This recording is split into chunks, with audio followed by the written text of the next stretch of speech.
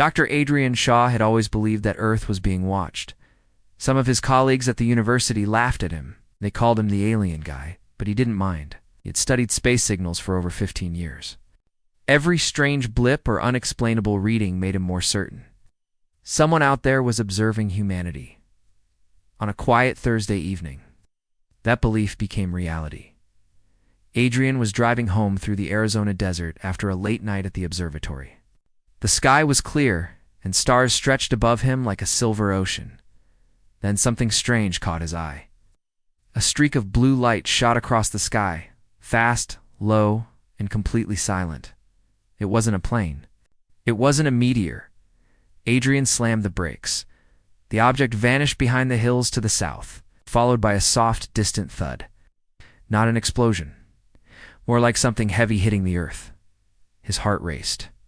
He reached for his phone, but there was no signal this far out. It didn't stop him. He turned the car off the main road and followed a narrow dirt path into the hills. He drove for nearly 10 minutes before the trail ended. From there, he continued on foot with only a flashlight in his curiosity. The desert was quiet, too quiet. Even the usual wind seemed to pause, as if the world was holding its breath. After a short climb, he reached the edge of a rocky ravine and froze. Below, half hidden among the rocks, was a small metallic shape. It wasn't large, maybe the size of a small car, but it shimmered in a strange way, like it was coated in water or light. Pieces of rock had broken around it, and thin smoke rose into the night air. Adrian climbed down slowly, his boots slipping on loose stones. As he got closer, he saw that the object wasn't just a craft, it was broken. One side was torn open, revealing wires and glowing panels. But what truly made his breath catch was what lay next to it. A figure. It was humanoid, but not human. It was tall, slender, and wore a smooth, silvery suit that shifted colors like a chameleon. The face was covered by a helmet, with no visible eyes or mouth. For a moment, Adrian thought it was dead. Then the figure moved weakly, painfully turning, its head toward him. Adrian took a step back, unsure if he should run or speak. But the figure raised one hand, palm open, in a peaceful gesture. Then, with a flicker of light, the helmet retracted. He gasped. The face beneath was beautiful, but clearly not human. Her skin was pale violet with a soft glow. Her eyes were large and silver, like mirrors reflecting stars. Her features were fine, almost delicate. Her long white hair was braided tightly behind her head. She looked at him not with fear or anger, but with urgency. "Please," she said, her voice quiet but clear, her accent strange but understandable. "Help me." Adrian hesitated. He wasn't sure if this was real. Maybe he had fallen and hit his head. Maybe he was dreaming. But the pain in her voice was real. The cut on her arm, where the suit was torn, was real. The smell of smoke, the heat of the crash, it was all real. "Are you hurt?" he asked, finally finding his voice. "Yes, but I will heal. If I stay hidden," she looked toward the sky, "they will come. I must not be found." Adrian crouched beside her. "Who's coming? Are they dangerous?" "Yes, very." Adrian looked up the hill. No lights yet, no signs of anyone following. But if she was telling the truth, they might arrive soon. "Why are they after you?" he asked. The alien woman hesitated. Her eyes searched his face. "Because I took something they fear humans will use. If they find me, they will erase me and you." That sent a chill down Adrian's spine. "And if I help you?" he asked. She leaned forward, her voice barely a whisper. "I will give you something in return, something incredible. But you must promise my presence here must remain a secret." Adrian looked at the damaged craft, the glowing panels, the smoke. In the air, he looked at her again, struggling to stay upright, eyes pleading. This was the moment he had dreamed of his whole life, and now that it was real. He didn't know what to say. Finally, he nodded. "Okay, I'll help you." Relief washed over her face. "Thank you, human." Adrian smiled faintly. "You can call me Adrian." She returned the smile, just a little. "Then I am Kylari." As the stars shined above and the desert wind returned, Adrian helped Kylari to her feet. Whatever secret she was hiding, it was big. He could feel it. And deep down, he knew this was only the beginning. The night air was cold as Adrian helped Kylari into the back of his old SUV. He placed some blankets over her and checked her wound. Again, the silver suit she wore was repairing itself slowly, glowing softly where the tear had been. It was strange, both alien and beautiful. They drove through the desert in silence. Adrian had so many questions, but he didn't want to push her. She looked tired, her eyes heavy, her breathing shallow. After nearly 30 minutes, he arrived at his small house on the edge of town. It was quiet, far from neighbors, and surrounded by cactus and dry hills. It's a good place to hide. He guided her inside, helping her into the guest room. She sat on the edge of the bed, looking around the room as if every object was strange. The bookshelf, the lamp, even the carpet all new to her. "You are safe here," Adrian said gently. She nodded. "Thank you, Adrian." After giving her some water, he brought her a medical kit. She looked at it and smiled faintly. "Our tech is different," she said, "but your kindness feels familiar." That made Adrian pause. "Have your people visited Earth before?" Kylari looked at him. "We've been watching your world for a long time, for many human centuries, but we do not interfere. It is forbidden." "Then why are you here?" Adrian asked, sitting across from her. "Why did you break the rule?" She was silent for a moment, then spoke in a soft voice. "Because your species is special, Adrian. You don't know it yet, but you are. You build fast. You learn fast. You fight for what you believe. Most species grow slow, careful, safe. But humans, you move like fire." Adrian didn't know if that was a compliment or a warning. Kylari continued. "My people, the Valari Concord, are powerful. We control much of the galaxy. But we are afraid, not of war, but of change. We lock away knowledge that we think is too dangerous. One of those secrets is something I took." Adrian leaned forward. "What kind of secret?" Kylar reached into a small pocket on her suit and pulled out a glowing cube, no larger than a sugar cube. It floated in her hand, spinning slowly. She said, "Is a genetic archive. Inside it is knowledge of advanced biology, evolution, and healing. It can improve your DNA.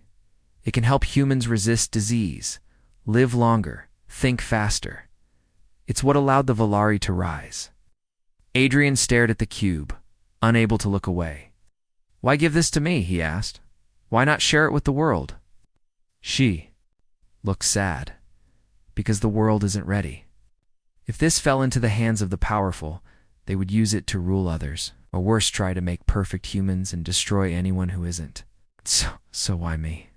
Because you're a scientist. And you stopped to help me when you didn't have to? I watched your face. You were scared but kind, curious but careful. That's rare." Adrian didn't know what to say. The room was quiet again, except for the soft hum of the cube. After a few moments, he asked, "Who's after you?" Kylari placed the cube back into her suit. Her tone grew colder. "Valari agents, enforcers. They won't stop until they find the archive. If they can't find it, they'll erase everyone who saw it." Adrian stood up and began pacing. "So we're being hunted right now?" "Yes, but they don't know I survived the crash. Not yet. I masked the signal, but it won't last long." Rubbed his face with both hands. This was beyond anything he had prepared for. He had studied alien life, written papers, given talks. But this was real. Dangerous. Bigger than he had imagined. Still, he didn't regret his choice. "You can stay here," he said firmly, "as long as you need. But if people come asking questions, what do I tell them?" Kylari thought for a moment. "Tell them nothing. Trust no one. If they ask about the crash, pretend you saw nothing." Adrian nodded. "And what about the archive? What do you want me to do with it?" Kylari's eyes met his. "Learn from it. Slowly, carefully, and only when you're ready." "How will I know when I'm ready?" "You'll feel it, same way you knew to help me." Adrian looked down at his hands. He wasn't sure he believed in feelings over logic, but something about Kylari made him trust her. Suddenly, there was a sound, distant but sharp. A high-pitched buzz from outside. Kylari's head turned quickly. "They're searching," she whispered. Adrian rushed to the window and looked out. In the distance, over the hills, a faint blue light moved across the sky, silent and steady. Not a helicopter, not a drone. "What do we do?" he asked. Kylari stood, her strength slowly returning. "We hide, we wait, and we prepare." She pulled her suit tighter around her and tapped something on her wrist. A shimmer of light covered her body in. In seconds, she was invisible. Adrian stepped back in shock. "Oh, that's incredible." "You cannot do this yet," she said, her voice still coming from the empty air. "But maybe one day you will." He turned off the lights, closed the curtains, and locked the doors. Outside, the desert wind blew softly, hiding the sounds of something far more dangerous moving across the night sky. Inside the quiet house, human and an alien waited together, one hiding from her past, the other unsure of his future. But one thing was clear. The secret Adrian now carried could change everything. Adrian sat in his small living room, the curtains closed, the lights dimmed. His hands were still shaking from what he had seen outside. That silent, glowing blue craft had passed low over the hills behind his house just 15 minutes ago. It hadn't landed, but it hadn't left either. Somewhere out there, the Valari agents were searching. Kylari stood in the corner of the room, still cloaked in her invisible mode. If she hadn't spoken just moments earlier, Adrian would have thought she had vanished completely. "You can stop hiding now," he whispered. With a soft ripple of light, she reappeared.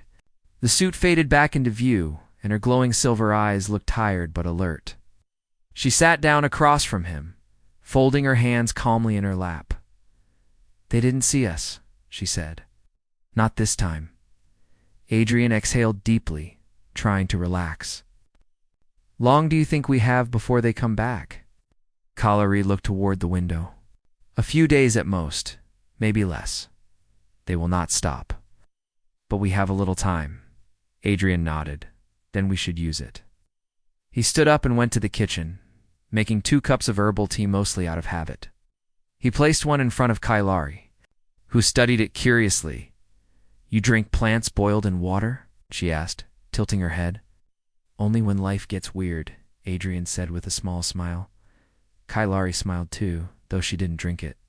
She pulled the glowing cube, the archive, out from her suit once again. It floated between her fingers, spinning gently, casting soft light over the room. Adrian stared at it. "You said this could improve our DNA?" "Yes," Kylari replied. "It contains thousands of years of genetic research. Our species is only beginning to understand what genes can do.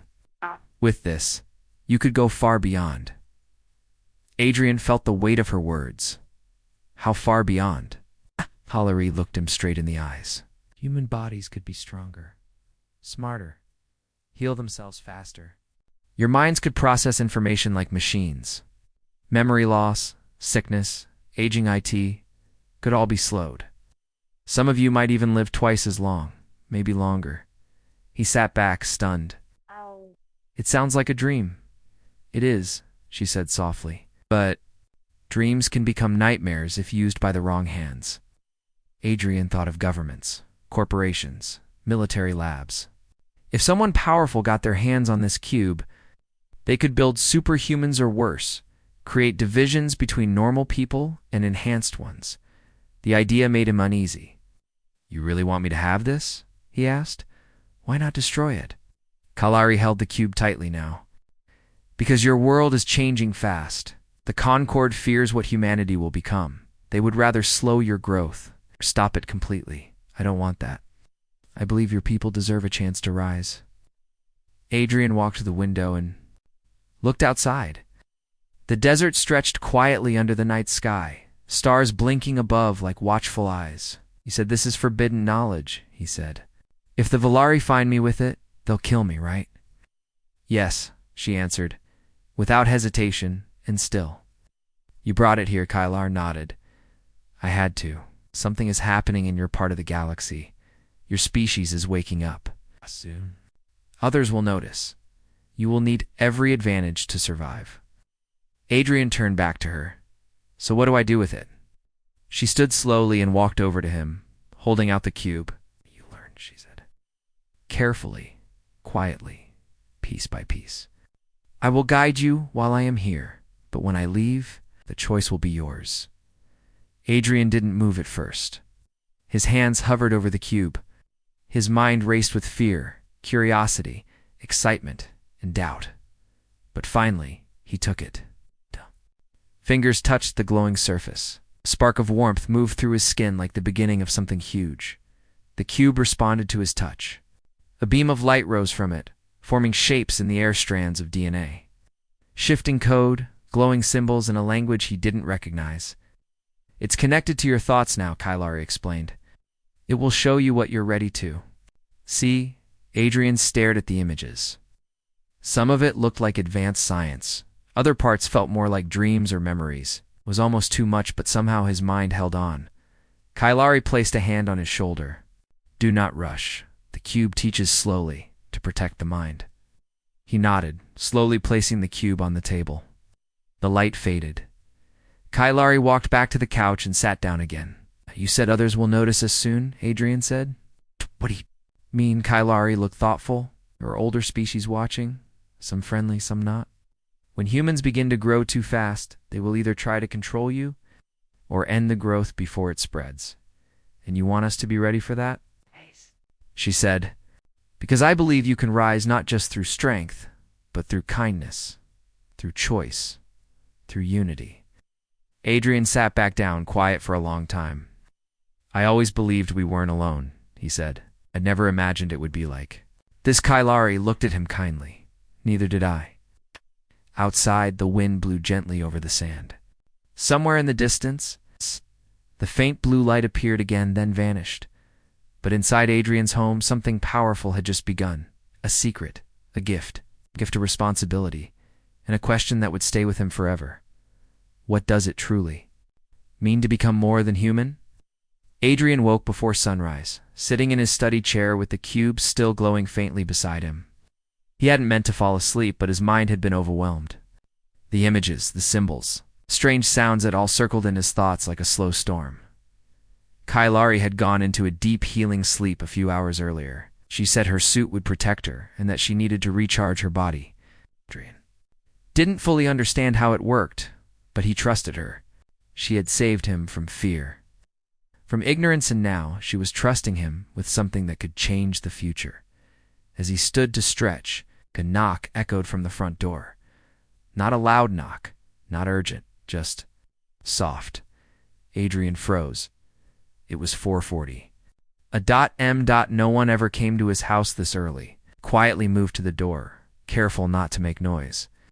He peeked through the small side window. A man stood outside. Mid-40s, clean-shaven, wearing a gray jacket and dark glasses, even though it was still dark outside.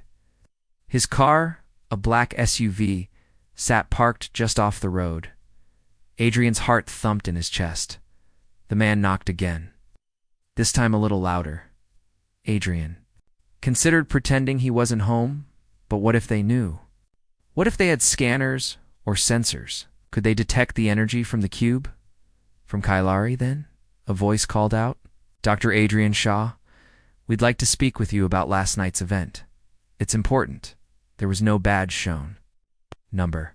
Name given. Adrian kept the door locked. Who are you? He asked, trying to sound calm. Just someone who works in observation, the man said. You were near a strange energy field last night. We tracked it to this area. Adrian's mind raced. He knew Kylari had masked the crash, but these people must have still picked up something. Now they were here. I didn't see anything strange, Adrian lied. Just some falling stars. A pause, then, the man said. Falling stars don't leave energy signatures in the ground, Doctor. We can come back with more people, or you can talk to me now. Quietly, Adrian didn't reply. He stepped away from the door, heart pounding. He quickly made his way down the hall to Kylari's room and knocked softly. Kylari, he whispered.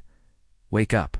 Someone's here. A few seconds passed before her voice answered, calm but firm. I sensed him. He's not human. Not fully. Adrian opened the door. Kylari stood near the wall, her suit now glowing brighter. Her eyes were alert. Is he Valari? watched? Adrian asked. She shook her head. No, something else. One of the observers, perhaps. A species that collects information, but rarely acts. If he's here, others may follow. What do? We wait. He won't break in. He's watching your response, testing you. Adrian returned to the front door. The man was still standing there. I don't know what you're talking about. Adrian said again, louder now. Please leave. The man gave a slight nod, then turned and walked calmly to his vehicle. He drove away without a sound. Adrian waited another minute before locking the door again and closing the curtains tight. He turned back to Kailari, who had followed him quietly. They're getting closer, aren't they? Yes, she said softly. And the more you learn from the cube, the brighter your light becomes in the universe. Adrian looked at the cube still glowing faintly on his table. I'm a beacon now, in a way, Kailari said. That also means others like me, those who want to help, may sense you too. Adrian rubbed his forehead. That's both comforting and terrifying. Kailari stepped closer. There is something else I haven't told you. Adrian looked at her. What is it? She hesitated for the first time in a while. The cube is not just a tool. It is alive, a kind of consciousness. It learns from you as you learn from it, and it can speak. Adrian's eyes widened. Speak to me. Yes, in time, when it trusts you. That is why it only reveals parts of its knowledge slowly. It's protecting itself. And you. Adrian stared at the cube. It didn't look alive. But then again, neither had Kailari when he first saw her. How do I know I can trust it?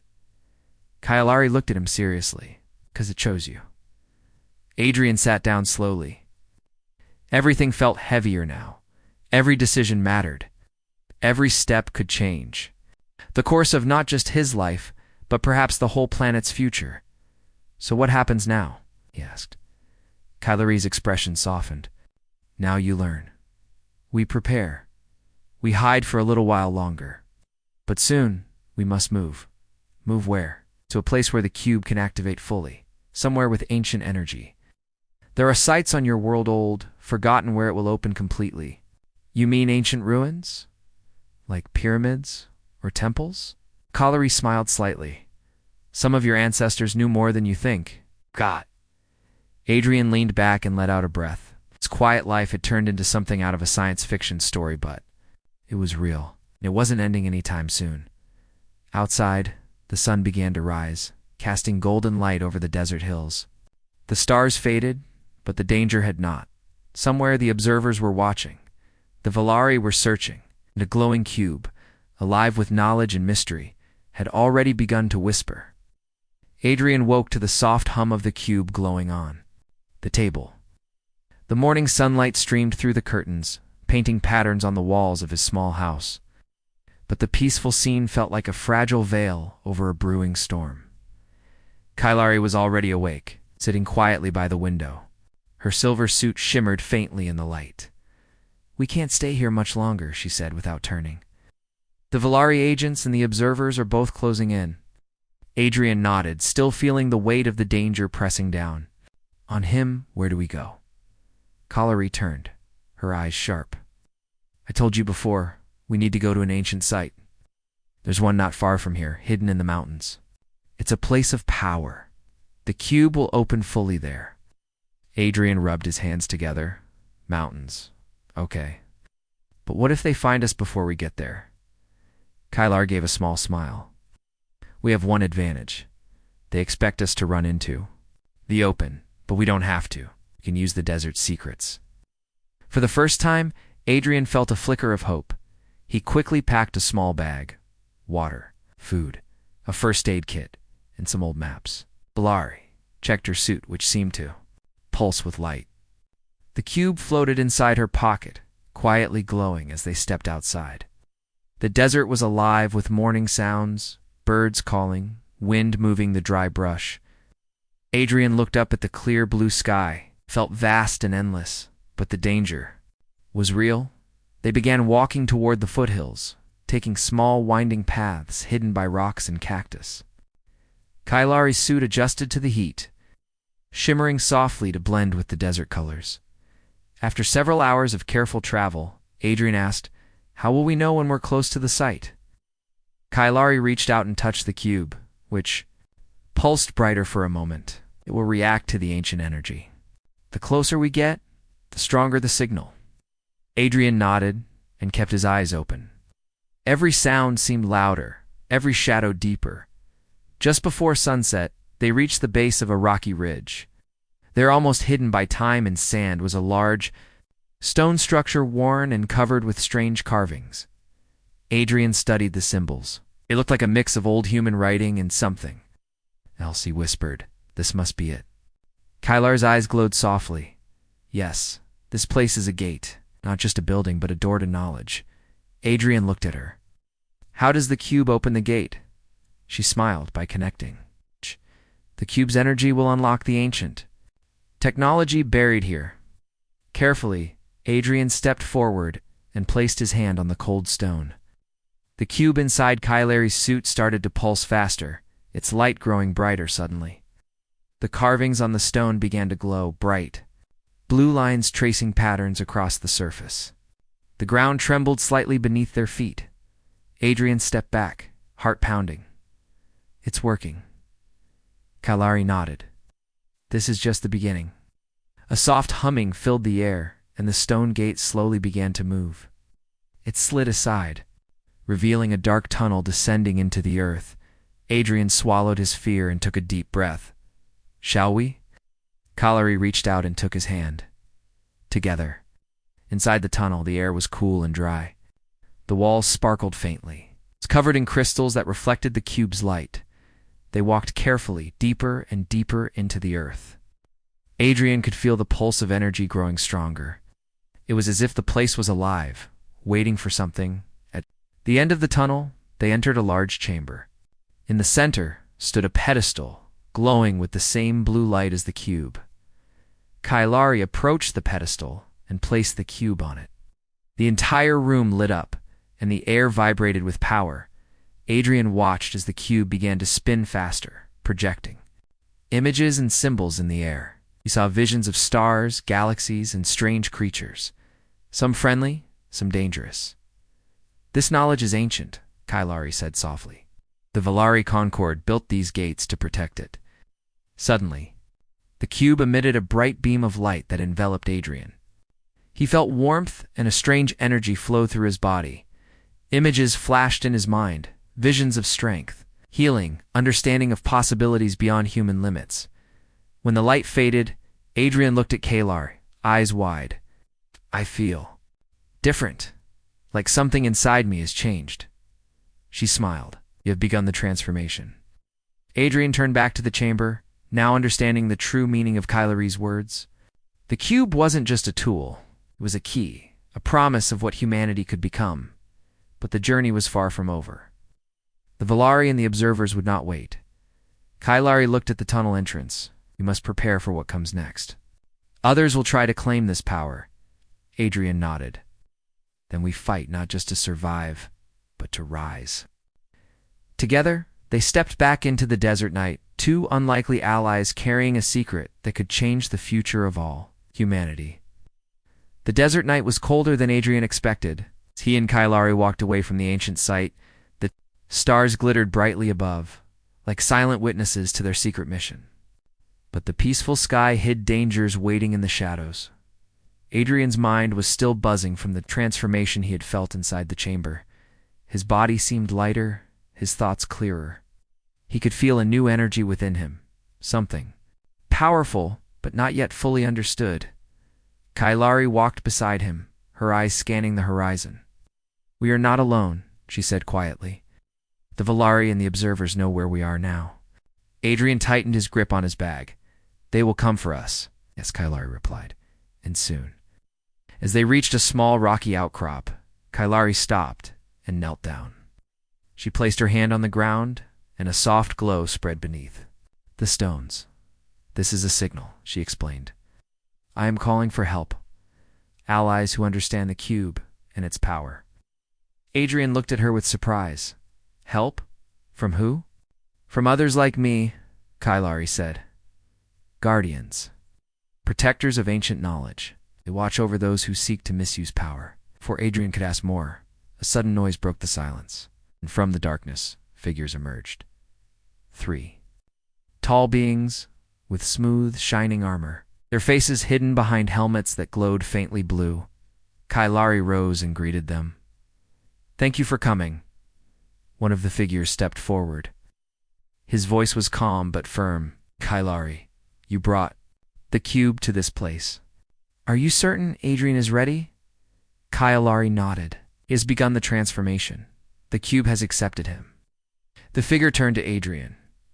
You carry a great responsibility, human. The knowledge within that cube can build or destroy worlds. Adrian swallowed, feeling the weight of their words. I don't want to destroy anything. I want to help my people, to protect them. The other two figures stepped closer. One extended a hand, and in it appeared a small device, a map of stars and worlds. There are forces beyond your galaxy who will come for this power, the figure said. The Valari are just one. You must be prepared. Adrian studied the map, feeling a mix of fear and determination. How do I prepare? By learning, the first figure said, and by trusting those who stand with you. Kylari looked at Adrian. You're not alone anymore. The group spent the next hour sharing knowledge. The Guardians taught Adrian how to connect deeper with the cube, to listen to its consciousness. They explained how to protect its secrets from detection and how to unlock its power carefully. Adrian practiced, and slowly, the images in the cube became clearer. He saw possibilities for humanity's future, cures for diseases, new ways to live longer and stronger, and peaceful technology that could heal the planet. But with each vision, a warning also appeared. Power could corrupt. Those who sought the cube for selfish reasons would bring war and destruction. As the first light of dawn touched the desert, the Guardians prepared to leave. One of them, who seemed the leader, placed a hand on Kylari's shoulder. We will watch from afar. When the time comes, we will return. Kylari nodded. Until then, Adrian will carry the hope of many. After they vanished into the rising sun, Adrian and Kylari sat quietly. The desert felt different now, charged with possibility and danger. Adrian looked at Kylari. What happens next? Kylari smiled softly. We move forward. We grow stronger. But we must be careful. The galaxy is watching, and not all who watch have good intentions. Adrian stood up, feeling a new strength in his legs. Then let's begin. Together, they set out toward the next part of their journey, a path filled with mystery, challenge, and the chance to change the future of humanity forever. The desert wind was softer now, carrying the scent of distant rain and the promise of change. Adrian and Kylari stood at the edge of a vast canyon, the final path before them. The cube glowed steadily in Kylari's hand, its light casting gentle patterns on the rocks around them. Adrian felt the pulse of power inside him, a steady rhythm like a heartbeat. We've come far, Kylari said softly. But this is the moment when everything will change. Adrian looked out over the canyon. In the distance, the sun rose, painting the sky in shades of orange and purple. The beauty of the world made him pause. I've learned so much, Adrian said, but I still don't understand why me. Why did the cube choose me? Kylari smiled, her eyes shining. Because you have something others lack. Hope, courage, a desire to protect, not to conquer. Adrian took a deep breath, and now, Kylari said, you must decide. She explained that the cube held the power to unlock humanity's potential, but it was also a test. If Adrian used the power with kindness and wisdom, it could lift the human race to new heights. But if greed or fear controlled it, the result would be destruction. Adrian looked at the glowing cube. It seemed alive, waiting for him to choose. Suddenly a shadow moved across the canyon's edge. Adrian's heart jumped. Figures emerged from the rocky paths, the Valari and the observers, their faces serious and determined. Kylari stepped forward, her suit glowing brighter. They have come for the cube. Adrian stood tall, feeling the power inside him rise. Then we don't give it to them. A tense silence filled the canyon. The Valari leader spoke, voice calm but strong. Dr. Shah, this power is too great for one species alone. We offer a chance to share it, to create peace. Adrian looked at Kailari, then back to the Valari. Peace built on control is no peace at all. The observer stepped forward next. We seek knowledge, not control. Help us understand the cube, and we can protect it from harm. Adrian shook his head. I will protect it for humanity. The tension broke as Kailari touched the cube to Adrian's chest. A wave of energy spread through him. Making his vision clear and sharp, he saw a future where humans reached the stars, helped other species, and built a peaceful galaxy. But he also saw darkness, wars over power, destruction of worlds. He knew what he had to do. Everyone here has a choice, Adrian said firmly. We can share knowledge and work together, but only if it is equal and respectful. If anyone tries to take control, I will stop them. The Valari and the observers looked at each other, then nodded slowly. Kailari smiled. This is the future, one built on trust. The cube's light grew brighter, spreading over the canyon like a new dawn. Adrian felt hope fill his heart. The journey was just beginning.